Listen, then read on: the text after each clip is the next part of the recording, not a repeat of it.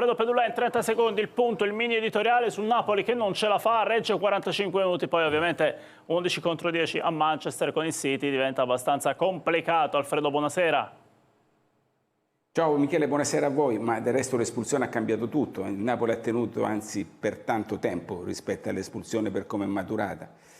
Devo dire che la sostituzione di De Bruyne è stata abbastanza inevitabile, considerato chi poteva o doveva restare in campo e chi avrebbe dovuto sostituire. Mi ha colpito il suo grande stile nell'accettare una decisione logica nella partita più attesa, poi hai tenuto, sei crollato, hai tenuto, sei uscito con dignità, ma è normale che il City sia difficile da affrontare in 11, figuriamoci in 10 contro 11, quindi punto a capo, pensiamo alla prossima, una partita segnata da quell'episodio. Segnato dagli episodi, il Napoli non ce la fa, ovviamente questa Champions ti consente anche di avere qualche battuta a vuoto, ma ripetiamo, ovviamente la forza del Manchester è indiscutibile, il Napoli ha fatto quel che poteva. Gianluca Galliani al tavolo tecnico, buonasera, benvenuto. Buonasera Michele. Rassegna stampa italo-inglese con l'Hongary, facciamo subito qualcosina l'Hongary dal touch. Buonasera, buonasera a tutti, sì, partiamo dalla Gazzetta dello Sport che fa riferimento ovviamente al Napoli in apertura con Haaland e Doku che abbattono il muro del Napoli in 10 contro 11 per un'ora, 2-0 per il Manchester City. Tutto sport, Red and Blues è il titolo, il riferimento al Red è ovviamente per il rosso che ha condizionato la gara del Napoli con l'espulsione di Lorenzo. De Bruyne subito fuori, il Napoli cade in 10 a Manchester. Il Corriere dello Sport, Napoli in 10 per 70 minuti perde col City, Haaland e Doku decidono la sfida. Andiamo però anche in Inghilterra per vedere come sta percepita questa partita. C'è poco spazio per la verità alla vittoria del Manchester City, viene considerata quasi scontata fondamentalmente, però Rashford mette il suo marchio di fabbrica ovviamente. C'è più spazio per la moglie di Vardy lì. Esattamente, e poi soprattutto viene messo in risalto, questo è il Daily Mail, viene messo in risalto da Sun Sport la scelta di Antonio Conte. Anche qui in apertura si parlava solo di Rashford e del suo ritorno in Premier League con la doppietta al Newcastle, ma soprattutto la scelta di Antonio Conte, De Bruyne sostituito dopo così poco tempo nel giorno del suo ritorno a Manchester, quasi una dichiarazione di intenti, ci difenderemo e basta. Piccolo super spot, poi andremo a salutare un altro ospite a Roma, subito a Manchester, dove tra poco con Gianluca Viscogliosi possiamo analizzare naturalmente la vittoria del Napoli, anche in compagnia dei tifosi napoletani in attesa della conferenza stampa di Antonio Conte. Iniziamo il giro, Giovanni Capuano, Radio 24, giusto quello che ha fatto Conte, la sostituzione De Bruyne, certo. Vai sotto, perdi l'uomo, tutto quello che vuoi, ma era giusta la mossa? Beh, insomma, sì, perché poi analizzando chi aveva in campo in quel momento o ti condanni a giocare senza punta per 70 minuti, ma sarebbe stata una scelta ampiamente rivedibile e criticabile, oppure devi togliere un centrocampista, e per quanto con sacrificio De Bruyne era l'uomo sacrificabile. Io però, devo dire la verità, penso che questa sera il Napoli abbia sofferto troppo anche nei primi 22 minuti, quelli giocati in parità numerica. È vero che sul calcio d'angolo c'è stata l'occasione, la paratona di Donnarumma, però se voi date un'occhiata ai numeri, 22 minuti il City era già padrone della partita, aveva già tirato parecchio verso la porta di Milinkovic-Savic. Ecco, secondo me al Napoli questa sera complessivamente è mancato un po' di coraggio. Poi chiaro che restare in 10 per 70 minuti copre un po' tutto. Però anche considerato il calendario che attende il Napoli in Champions League, che è un calendario non complicato, questa sconfitta non pregiudica nulla. Il Napoli ha la possibilità serena di fare 16 punti, che è più o meno la quota che serve per entrare nelle prime 8. Ecco, io mi sarei aspettato di vedere un Napoli diverso anche all'inizio. Dopodiché in 10 di fatto la squadra di Conte ha pressoché rinunciato anche a tentare di ripartire, si è affidata soltanto alla difesa. Politano e Milinkovic-Savic sono stati commoventi, Politano soprattutto diciamo in tutto quello che è passato tra l'espulsione di Lorenzo e il momento della sostituzione, è un giocatore fantastico per intensità che riesce a mettere in campo. Però ecco, a me il Napoli, io non riesco a essere così buonista nella lettura di stasera come sento, insomma, fare gli altri. Non dobbiamo essere buoni. Santini, poi il mister. Cosa doveva fare? Io rispetto l'opinione di Giovanni, ci mancherebbe altro, ma sinceramente è vero, i primi 22 minuti hanno fatto quel gioco tremendo, una noia mortale. Il Napoli non faceva trovare varchi a quel tic tic tic tic tic tolli questo gioco ad arco davanti all'area di rigore. Poi esce Di Lorenzo e ancora un po' il Napoli gioca meglio di quando era in 11. Per me, ribadisco, per 57 minuti ha fatto un'impresa il Napoli. E poi dopo è chiaro, non so se riuscirà a fare 16 punti, credo che il Napoli dimostri che si sta già allungando la strada verso lo scudetto. Addirittura. Mister, è giusta la sostituzione De Bruyne, poi torno da Capuano anche da Galliani?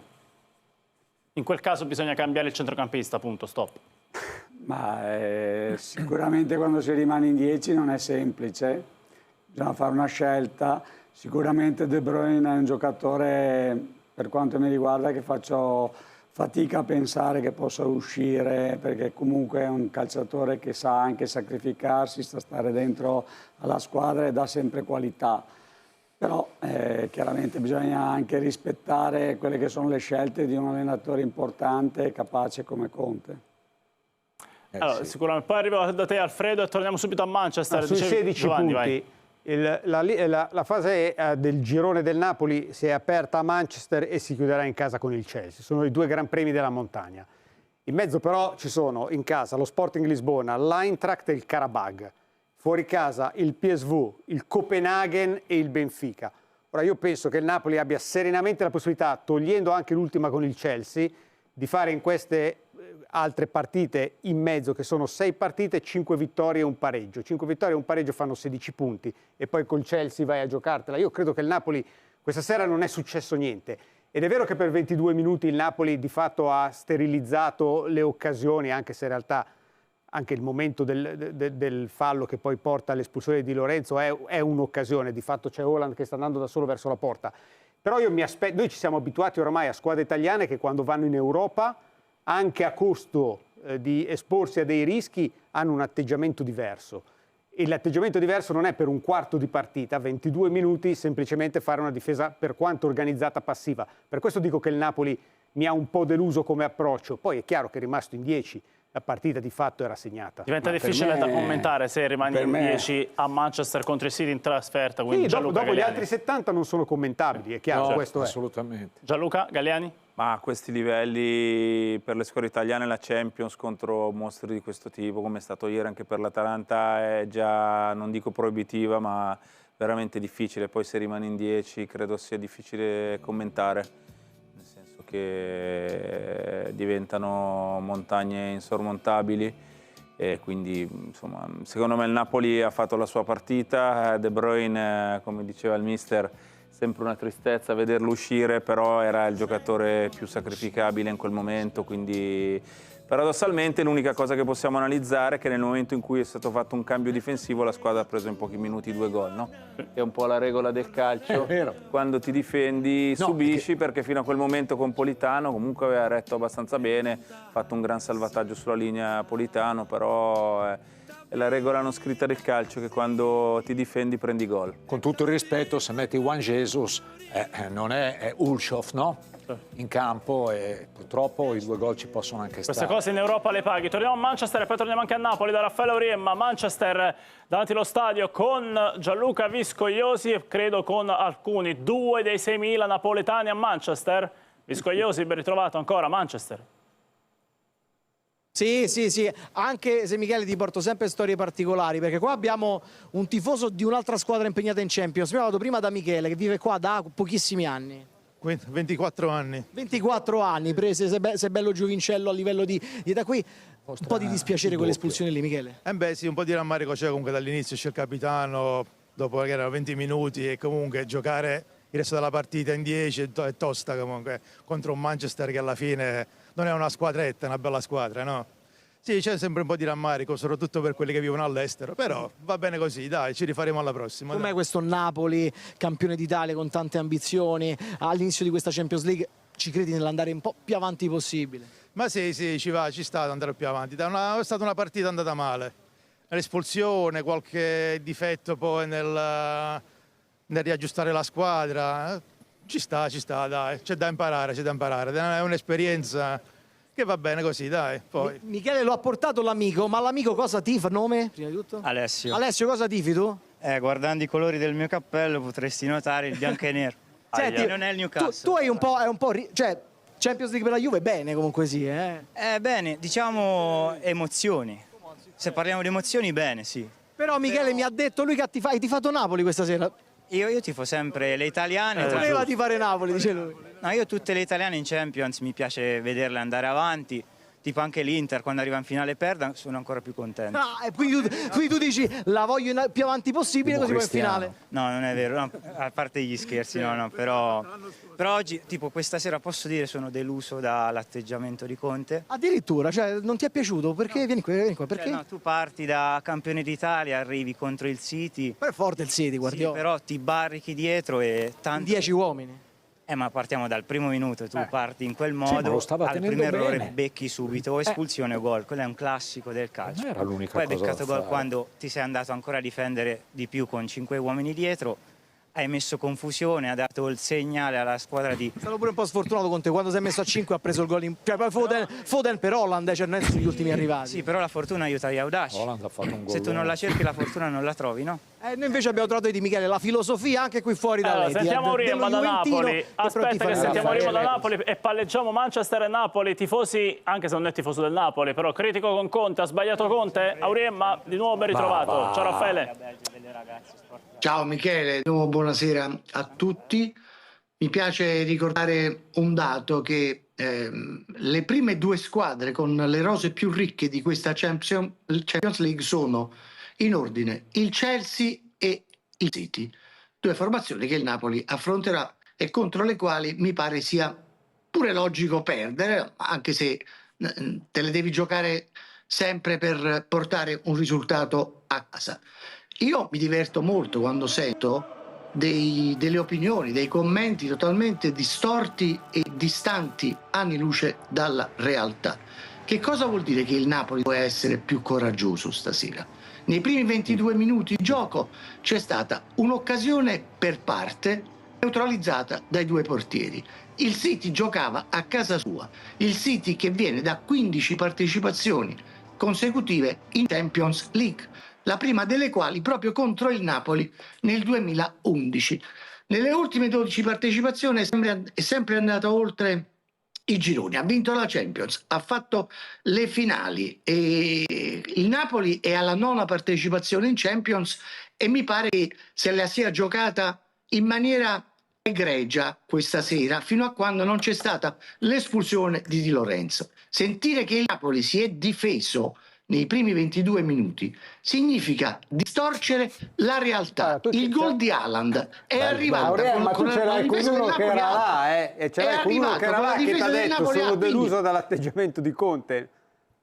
Te l'ha detto il tifoso che era là. Qual è l'atteggiamento di Conte deluso? Il Napoli ha fatto... Sì, ha fatto però lasciatemi finire perché sono collegato, lasciatemi finire. Il Napoli ha fatto marcatura uomo su uomo a tutto campo, come fa sempre Antonio Conte.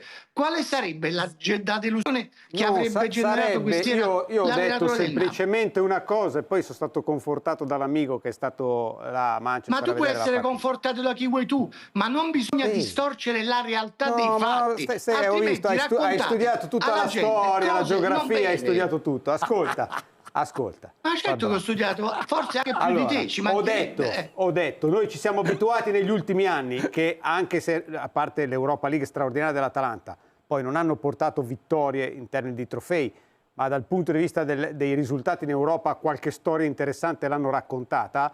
Le due finali della Juve, le due finali dell'Inter, insomma c'è un po' di cose, no? Anche la Roma nei suoi percorsi. Ma tutta sta premessa, ci siamo abituati a squadre italiane che hanno imparato che in Europa si sta con un certo tipo di approccio, un certo tipo di mentalità. A me ha un po' colpito il Napoli nei primi 22 minuti, quindi io non parlo, perdonami Raffaele, ti ho ascoltato tutta la storia, l'almanacco, 11 partecipazioni, ti ho ascoltato, adesso tocca a me. Questo significa fare il giornalista. Sì, no, questo significa fare lo storico, che è diverso, hai preso, hai fatto gli appunti sulle partecipazioni, sei venuto qui e hai ripetuto la lezione. O non vedi... Io stavo dicendo, nei primi 22 minuti io mi aspettavo che il Napoli entrasse con un po' più di personalità, anche perché, e abbiamo analizzato prima il calendario, di fatto questa partita e anche adesso non decide nulla della sorte del Napoli nella prima fase. Il Napoli ha serenamente in mano la possibilità di fare almeno i suoi 16 punti nelle prossime 7 partite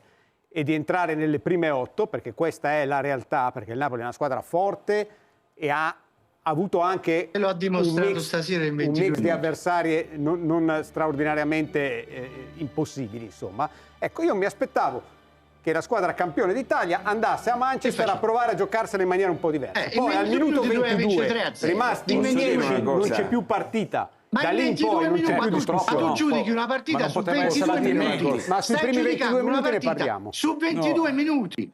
Non è tutti e 95 il Napoli chiuso dietro. Allora, ma se tu sei contento così, se tu sei contento così, io sono contento per te. Io parlo, siccome dal minuto 22 al minuto 95 non c'è niente di cui discutere. Se tu che sei contento così, siccome dal minuto 22 al minuto 95 non c'è nulla di cui discutere, perché chiaramente non è più stata una partita, è stata un'esercitazione a porta unica, e questo non poteva essere diversamente una volta rimasti in 10, perché a quel livello lì tu, se regali un uomo per 70 minuti non hai scampo dentro una partita. Parliamo di quello che abbiamo visto quando c'è stata una partita di calcio, perché altrimenti dal 22 al 95 è finito tutto in 2 minuti. Cosa hai visto rispetto agli altri? Posso dire io ho detto che il Napoli ha giocato ha giocato con la piede, Michele, ma non è un'eresia. Non è un'eresia. Alfredo, vai. Siamo abituati a vedere di meglio. Io ero scarso sia in storia che in geografia, forse in geografia no, però potrei dire anch'io la mia. E devo essere sincero, io sono d'accordo con Santini, io ho visto un buonissimo Napoli nell'approccio, ho visto 22 minuti giusti, giocavi contro una squadra che ha dei campioni che mette sotto chiunque dopo 3 minuti. Cosa dovevi fare? Dillo a Capuano, Indipendentemente, ma non lo so, io dico la mia, poi se no facciamo storia dell'arte, applicazioni di educazione fisica. Non lo so, io ero sveglio, non ho preso neanche il caffè. Lo so. E ho visto un buonissimo Napoli, ma poi Giovanni la può vedere a modo suo, ci mancherebbe, ognuno la può vedere a modo suo. No, Alfredo, ma non è che adesso si a Piazza Navona e viene fuori un tifoso e mi dice che ha visto un Napoli orribile, io devo essere confortato da quello che dice un tifoso. No. Io devo essere, cioè, altrimenti ma neanche dall'almanacco Panini dell'elenco delle partecipazioni, capito? Ma l'almanacco l'hai fatto pure tu, Giovanni, sei partito dall'anteguerra, le 2 finali della Juve, mancava soltanto che parlassi del Milan di Gianni Rivera di tempi recenti. Ho capito, ma parliamo... io voglio parlare di Manchester City Napoli, non è che stasera stavo facendo l'almanacco. Allora, a te è piaciuto il Napoli nel primo quarto di partita? La nuova Champions. Se non mi denunci e non mi chiedi danni e domani non mi fai scrivere dall'avvocato, te lo confermo. Mica stai giocando. Se non mi dici che mi sono addormentato, ti ascolto con rispetto. No, io non mi sono addormentato. No, neanch'io. E non ti sentire coinvolto quando... Ma infatti non parlavo di te. Io non mi sono addormentato.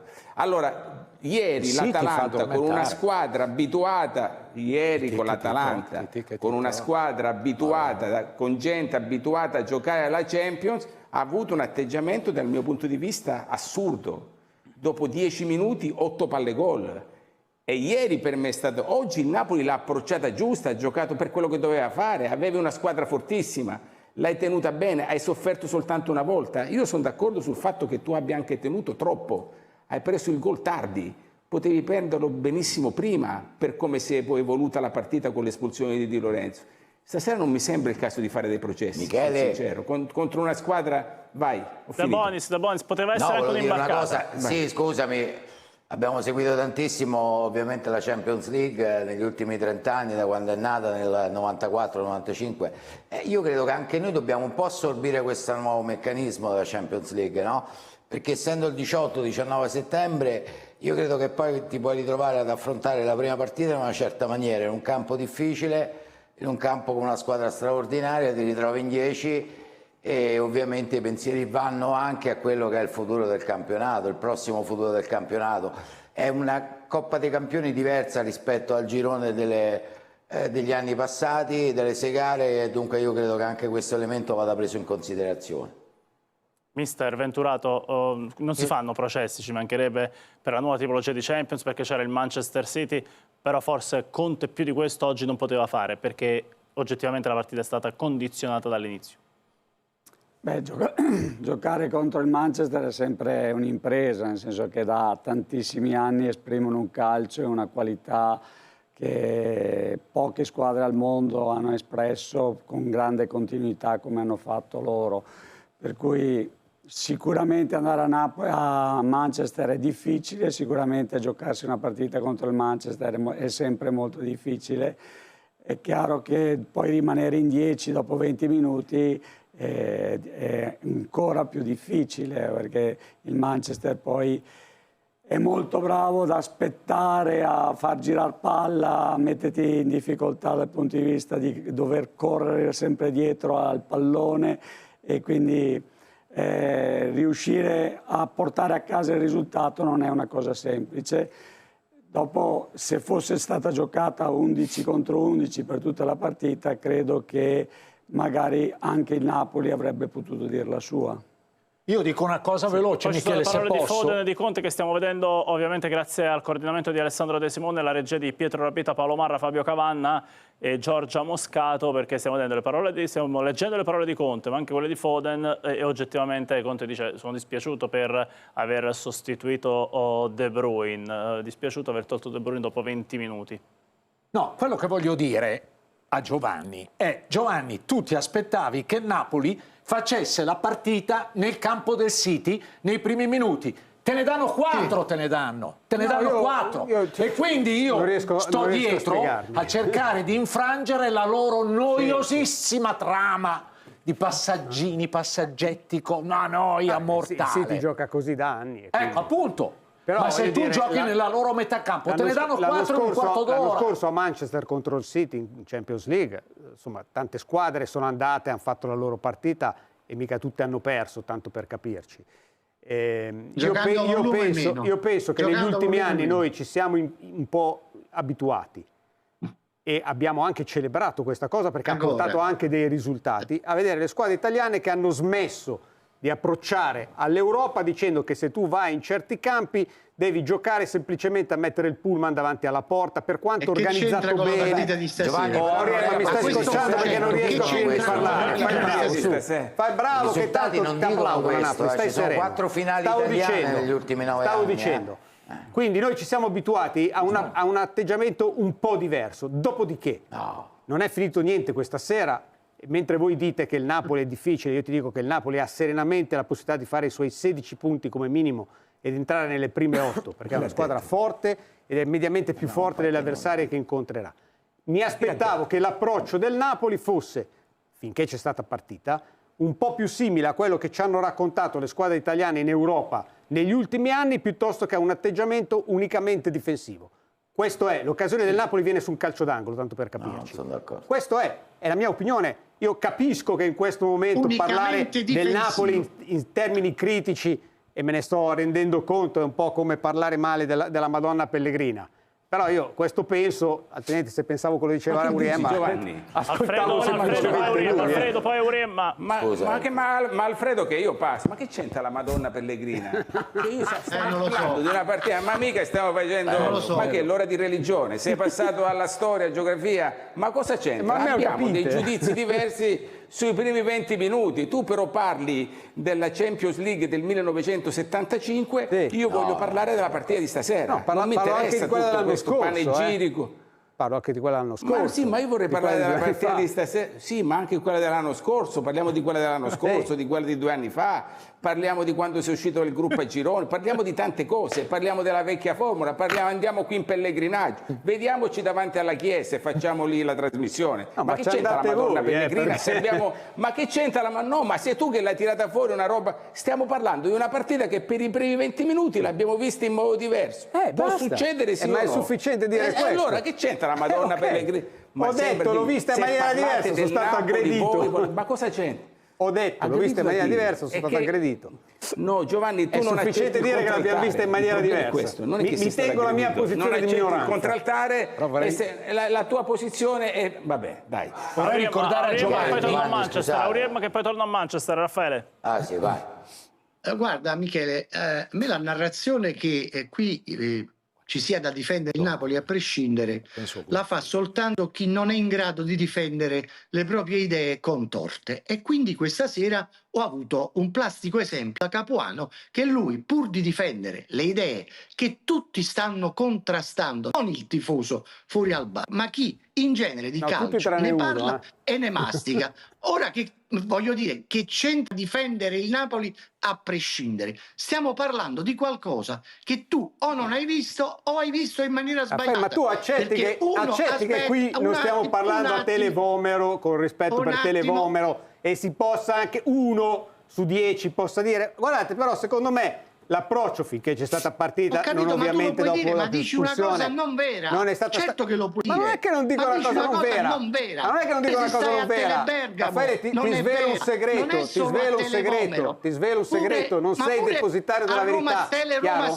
Non sei il depositario della verità. Fatene una ragione, anche se sei circondato in una bolla che rimanda tutte opinioni come le tue, non è detto che la tua sia la verità.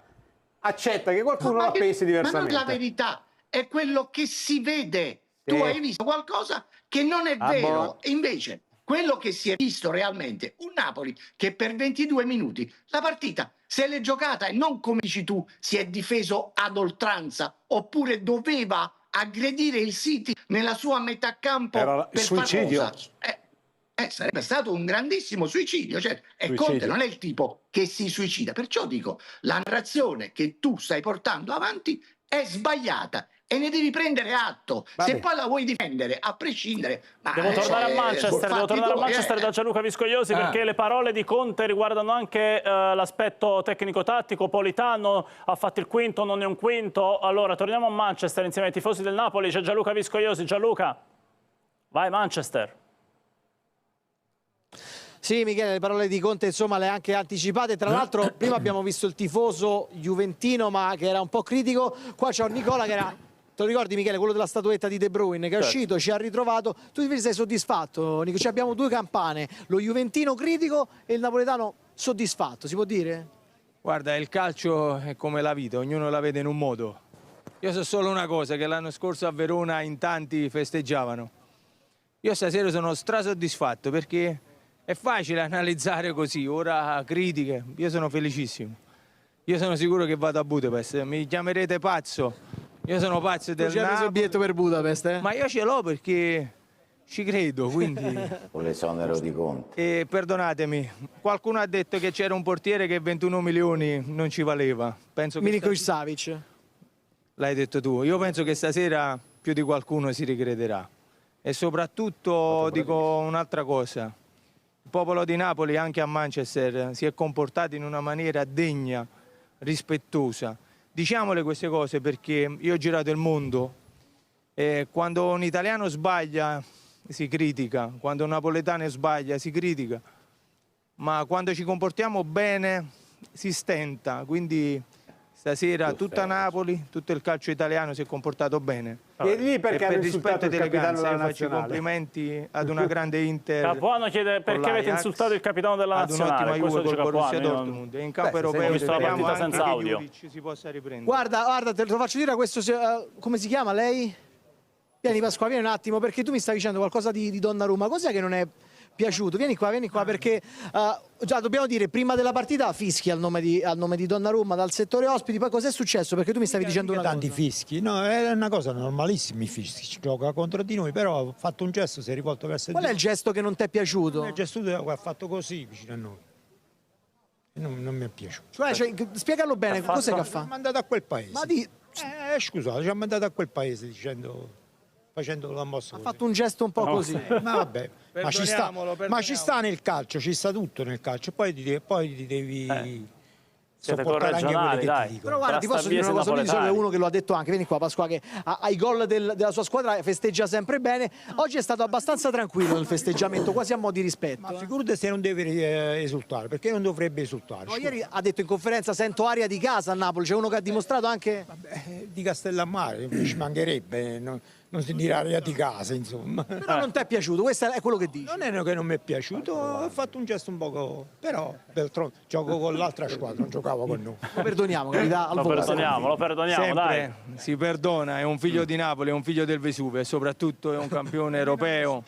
Per me non è successo niente. Come vedi, Michele? La bagarre qua, grande tribuna da e poi, qui. Si perdona, non si perdona. poi bisogna capire qual è il gesto che ha fatto così con la mano, non mi sembra proprio un gesto così particolare. Vabbè, sinceramente mi sembra di cercare la polemica dove non c'è. Siccome ci dobbiamo fermare 3 minuti per la fascia pubblicitaria, ricordiamo che domani torna la trasmissione sul Fantacalcio. Eccolo qua, questo gesto è di esultanza semplicissima per il gol e per la vittoria di Donnarumma per la sua squadra Manchester City. Domani appuntamento Gianluca Galliani con Nomi Moschini. Torniamo a Manchester per chiudere i collegamenti con Manchester e con Napoli, con Gianluca Viscogliosi e poi con Raffaele Auriemma da Napoli. Però prima Viscogliosi da Manchester con le ultime dichiarazioni che arrivano dalla sala stampa. Vai. Esatto, Michele, Conte che insomma rincara la dose dicendo potevamo prenderne 6 o comunque più gol, e poi anche Milinkovic-Savic contento perché abbiamo dato un segnale nonostante la sconfitta, felice che mi ha scelto Conte. Insomma è vero che c'è l'amarezza, ma anche la contentezza che davanti hai dei mostri e che puoi comunque procedere, andare avanti e soltanto crescere. Quindi il Napoli cerca di prendersi quello che c'è di buono da questa sconfitta per ributtarlo in campionato e per il prosieguo del percorso in Champions League. Grazie a Gianluca Viscogliosi da Manchester. Da Napoli invece Raffaele Auriemma adesso si ritorna a pensare al campionato, impegno abbastanza abbordabile, c'è il Pisa lunedì. Raffaele. Sì, un impegno che il Napoli affronterà con il solito carattere, perché Antonio Conte, lo conoscete forse anche meglio di me, non accetta cali di tensione e ho la sensazione che non farà un turnover esagerato, anzi secondo me 2-3 elementi al massimo, proprio perché vuole andare avanti in tutte le competizioni e vuole mantenere la leadership del campionato italiano, dove il Napoli, mi permetto di dire, è un po' il Manchester City della situazione. Posso dire una cosa su Lookman? Ce l'ho 30 secondi? Sì, vai. Amici azzurri, ben ritrovati sul canale. Prima di iniziare vi chiedo subito, avete visto il dibattito acceso tra Auriemma e Capuano dopo la sconfitta del Napoli per 2-0 contro il Manchester City? È stato un confronto durissimo. Da un lato chi difende Conte, dall'altro chi invece non ha risparmiato critiche al capitano e alla gestione complessiva della partita. Voi da che parte state? Avete trovato giuste le accuse di Capuano, che parla di ingenuità e mancanza di personalità?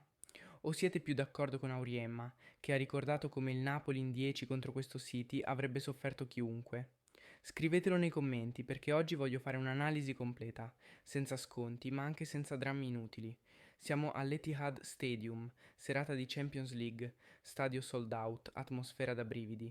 Il Napoli, campione d'Italia, affronta la squadra forse più forte del mondo, il Manchester City di Guardiola. Finisce 2-0 per gli inglesi, gol del solito Haaland e di Doku. Un risultato che non sorprende, ma che lascia amarezza, perché fino all'espulsione di Giovanni Di Lorenzo al 21, il Napoli stava giocando con ordine, compattezza e coraggio. Non era uno spettacolo di calcio, certo, ma c'era la sensazione che la squadra fosse dentro la partita. Poi quell'episodio cambia tutto. Giovanni Di Lorenzo, il nostro capitano, serata storta, da dimenticare. Già nei primi minuti appare impreciso, in ritardo, meno lucido del solito. E al 21esimo commette il fallo che decide la gara. Foden pesca Haaland, che si invola a rete. Di Lorenzo prova la scivolata disperata, ma sbaglia i tempi. Non prende la palla, prende l'uomo. L'arbitro, dopo il richiamo del VAR, non può far altro che estrarre il cartellino rosso. Il Napoli resta in 10, all'Etihad, contro il City, una montagna impossibile da scalare, eppure fino all'intervallo la squadra tiene. Conte stringe le linee, chiede sacrificio e il Napoli lotta, resiste, soffre ma non crolla. Nella ripresa però la diga si rompe, prima Haaland con un colpo di testa devastante, poi Doku, imprendibile in velocità. 2-0, partita chiusa. Esordio in Champions League amaro per i campioni d'Italia, sconfitti 2-0 all'Etihad Stadium dal Manchester City.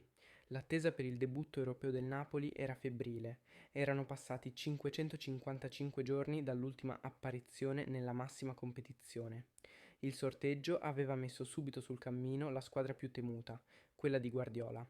E in più c'era il ritorno romantico di Kevin De Bruyne, nello stadio che lo ha visto protagonista per 10 stagioni. Ma la gara è presto scivolata fuori dai binari auspicati dai campioni d'Italia. L'espulsione di Di Lorenzo al 20 ha costretto gli azzurri a rinunciare di fatto a qualsiasi velleità offensiva. Il 2-0 finale è stato la logica conseguenza del dominio dei padroni di casa. Nessun dramma, comunque, in casa Napoli. Il 1° ottobre, al Maradona, arriva lo Sporting Lisbona, occasione per riscattarsi subito. Naturalmente, al termine del match, gli addetti ai lavori si sono concentrati sulla prestazione offerta dagli uomini di Antonio Conte. Opinioni discordanti. Per Corriere dello Sport, Tutto Sport e Repubblica la sufficienza ci sta, perché l'espulsione ha reso impossibile qualsiasi altra scelta. La sostituzione di De Bruyne dopo appena 25 minuti sarebbe stata dettata solo dalla necessità. Molto più severi, invece, Gazzetta dello Sport e Il Mattino, che fermano Conte a 5,5. Sacrificare De Bruyne viene letto come un errore che ha rovinato una situazione romantica.